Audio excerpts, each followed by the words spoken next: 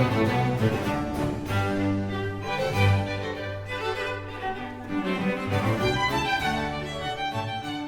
evening. I just bought this today. This is a mantle mission oak clock, part of the wonderful arts and crafts period, made about 1915, and this is cracked, but that will be replaced probably. Now, it's part of the arts and crafts movement, and all the oak in it it's all original, every bit of it, and including this very odd clock face. That is original. That's the way it looks. And I've looked at several others, same time period, and they're all exactly the same. Those are original hands. It does have a what do I want to call it?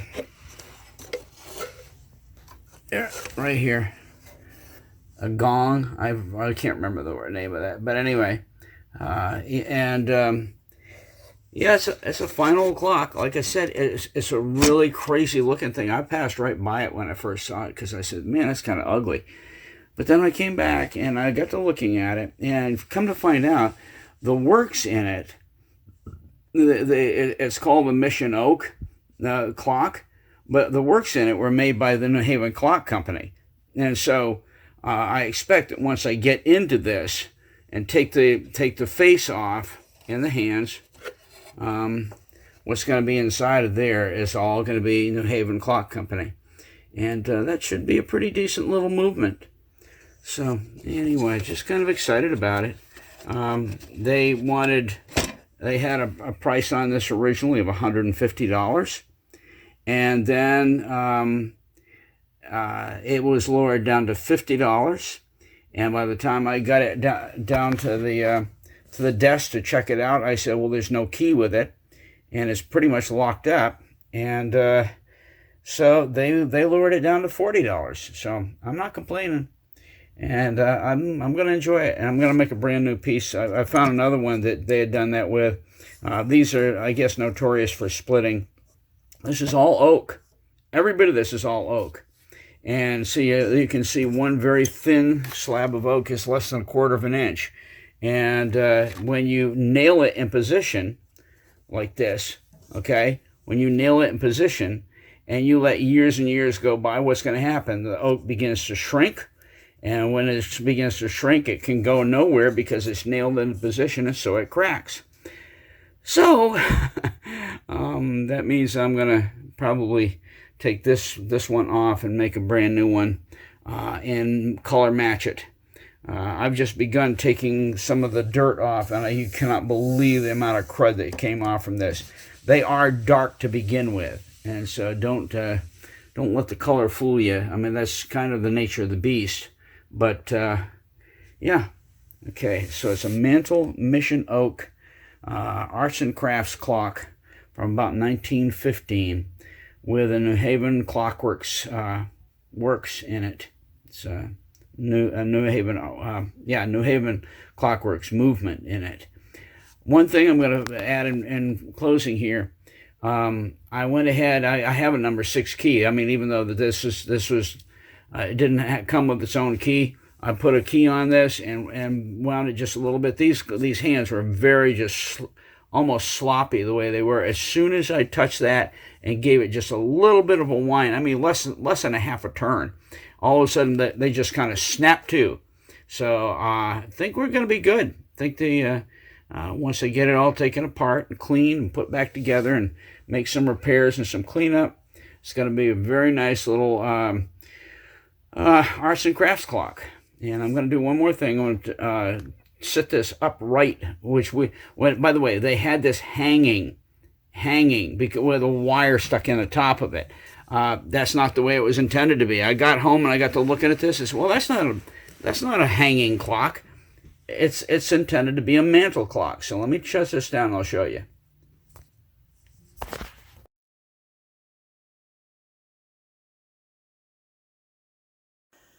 Well, guys, here's the inside, the movement of the I don't know whether to call it 1915 or 1905. I was seeing two dates on this. Not on the clock, but on what people thought of it. This is a New Haven Clockworks movement inside of a missions, what they call a missions clock. It's because of the design of the outside of it. And this thing looks like it has been through two world wars, and literally it has. World War One, it had already been around. There is the broken mainspring for the chime side. Okay, and so this literally has a broken mainspring for the chime side. And then here's the mainspring for the movement side. And I don't know if you can see this, but you can see this big drop of oil. It is just loaded with this sticky stuff. And by the way, that drop never moves. I think it is just hardened right there. It's been so many years since it's worked, since it's that has been wound. Okay, here's something crazy. In spite of all the horrible condition, look at the green crud down here. It is just, it's awful. I mean, this is just awful. Oh, by the way, you notice here the one of the pallets is broken right off on the verge. There's the verge, and one of the pallets is broken right off. And then there is no suspension spring and rod for the pendulum at all. It's gone, missing, and it's just a mess. And in spite of it all, watch this. This is kind of cool. I mean, it gives you a little hope. Wait a minute, where are we at? Now, why am I locked up again? This was working a few minutes ago. There we go.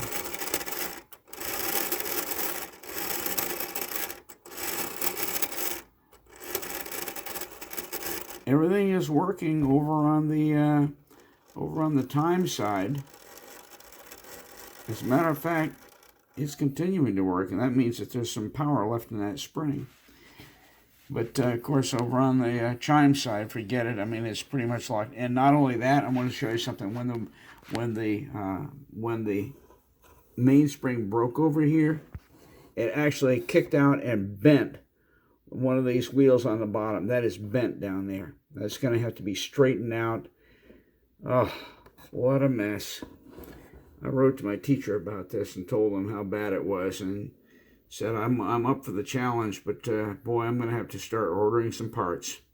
So anyway, New Haven Clockworks movement, and I'm really anxious to do this, but it's got to wait because I've got something else I'm doing right now. I'm still into the Sessions Banjo clock, and I haven't even finished with that. I'm waiting for some parts to come in the mail. So, all right, guys, that's it. I just thought I would share that one with you, and I'm kind of excited about it, even though it's a wreck. Oh, good news. Let me do this with you. Okay, this is so cool.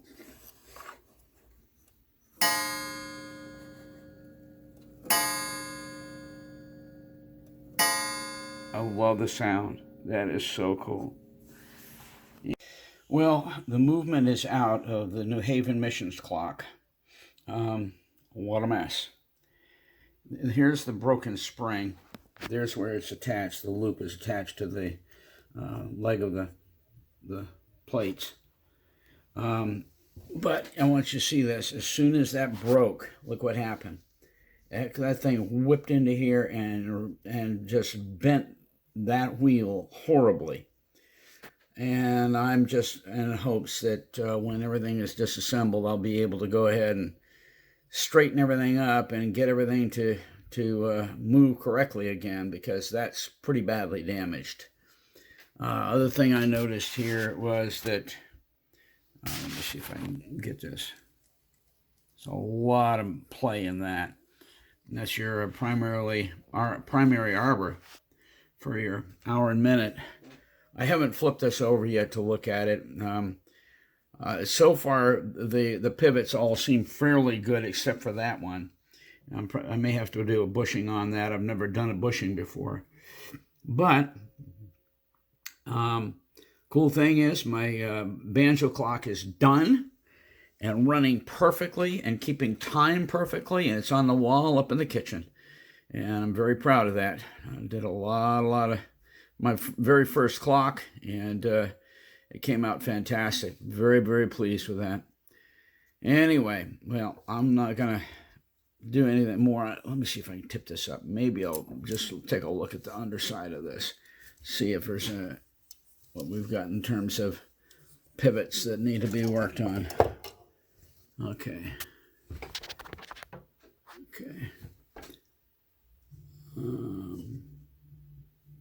You can't tell anything by that. The pivots actually look good. I don't know that they are.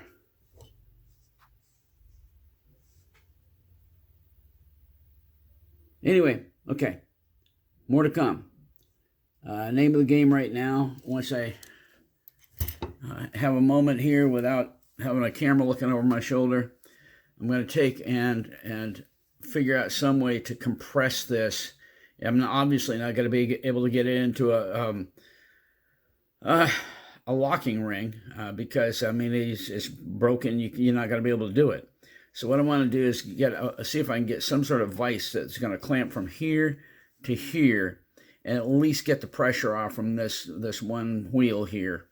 And I don't know what I'm going to do beyond that because this thing is just such a mess.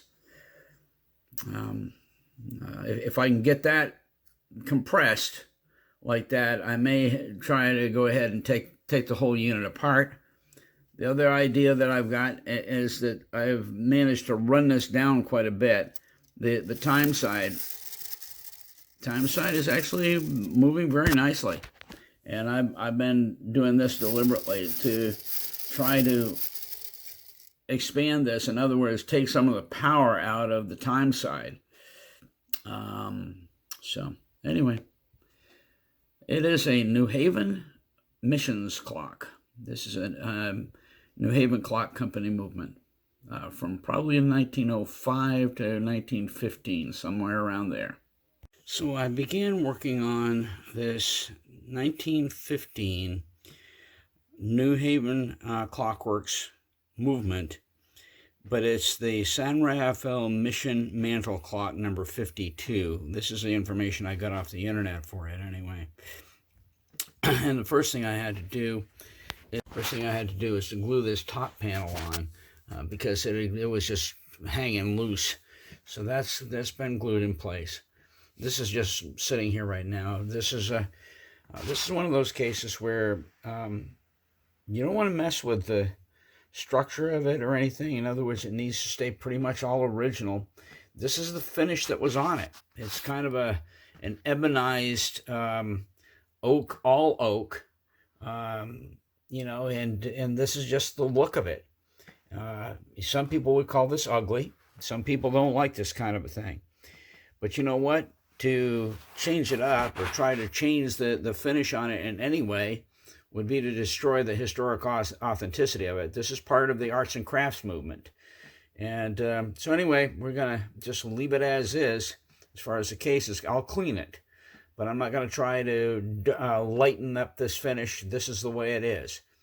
And in the meantime, as you well know from the other videos I've got done, I am well into trying to get the movement back in order. I've got some bushings to put in. But right now I'm waiting on my Webster mainspring winder. I'm really looking forward to getting that. I bought a brand new one. It's $218. And it's in the mail right now, and I'm really looking forward to getting it because I've got a couple of mainsprings to work on. And right now I'm not going to keep using that little $11 piece of iron. We'll talk about that another time.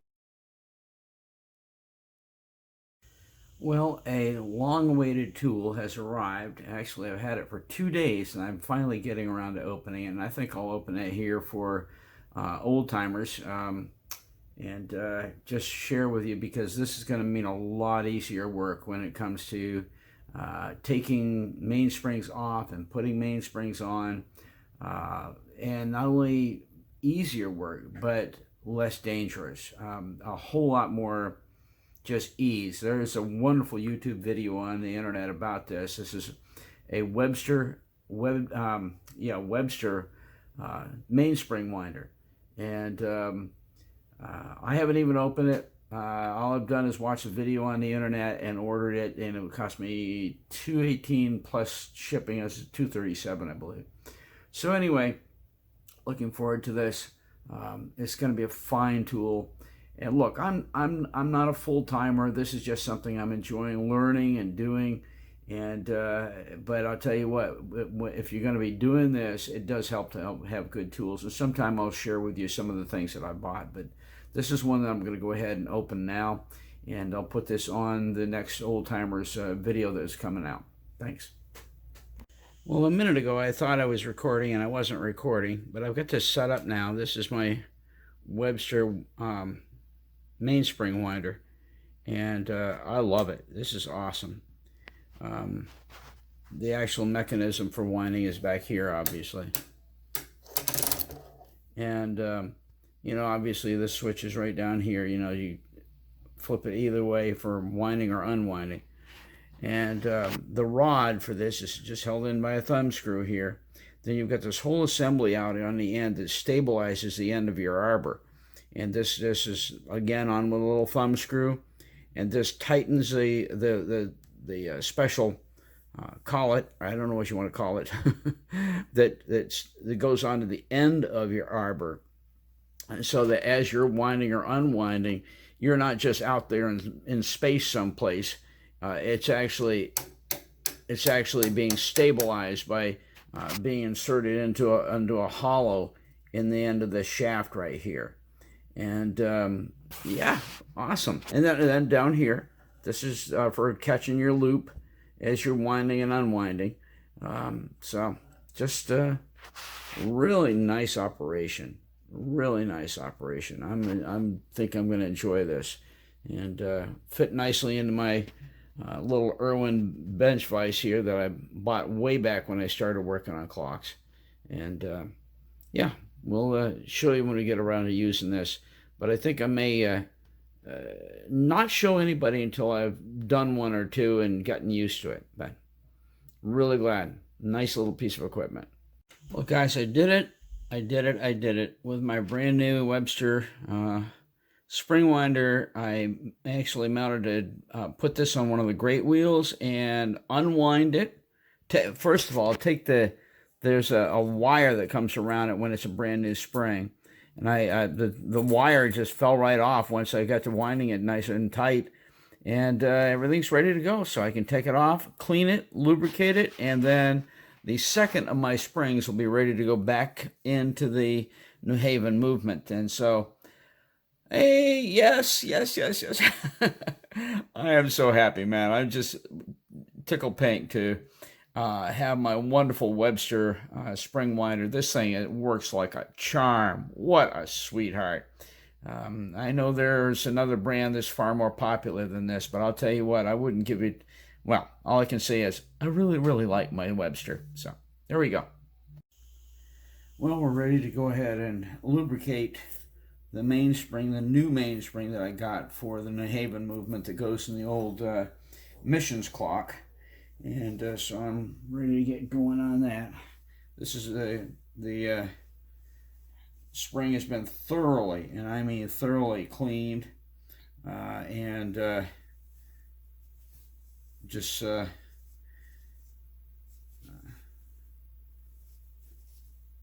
first of all with okay, that should do it.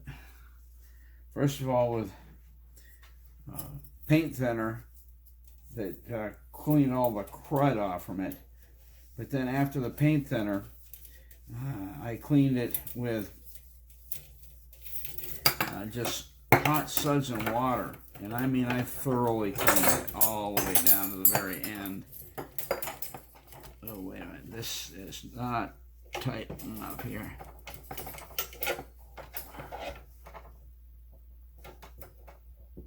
There we go. all the way down to the very end. And even after, in a minute, I'm going to take this off the spindle. But even then, I'm going to take the cloth with a transmission fluid in it and get it all the way down into the very last of these grooves, all the way to the inside and to the very end of it. So I'm going to go back over it again.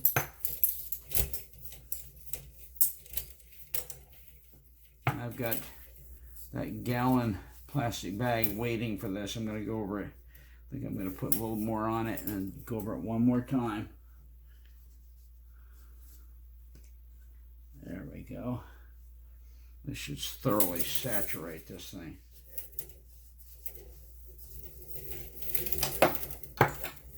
I'll take this paper towel that I've got here, and I'll just get it down, like I said, down into the very bottom crevices of this, and just wind it all the way through till it's all the way to the inside. And that way, this will be very, very thoroughly lubricated. And I'm looking at this right now, and this is just completely coated in the fluid, so that lubricates this to go ready to go into the clock. So we're good to go here. I'm going to go ahead and take this out, and I've got my other mainspring that's been done for quite a while already in here, already lubricated. So both of these are going to be ready to go. I've got a little bit more work to do before they're ready to go into the clock. But other than that, we're good to go. This is all lubricated. I'm going to finish out to the inside after we shut the film off. Okay, so there's both of my mainsprings ready to go. The one on the bottom there is the original one to my 1915 New Haven movement that goes into this old clock right here. The one on top is an absolutely brand new but completely matched mainspring to go to the strike movement for the same clock. And like I said, it's a completely matched spring in terms of its thickness and its length. So we should be good to go. This is going to be a really nice matched set of springs, and I'm looking forward to getting this clock back up and operating.